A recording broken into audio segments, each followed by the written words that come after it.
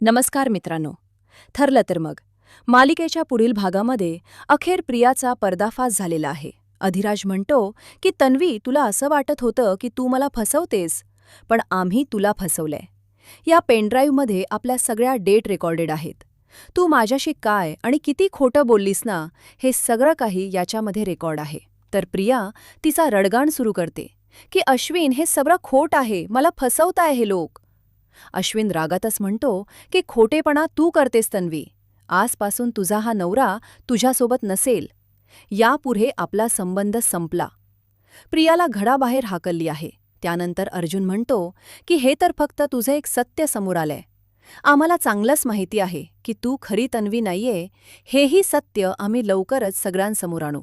प्रियाची आता चांगलीच कोंडी झालेली असते, कारण अर्जुन सायलीने तिला चांगल्याच कसाट्यात धरलंय. सायली म्हणते की प्रिया, तुझे एक एक करून आम्ही सगळे राज ओपन करणार आहोत.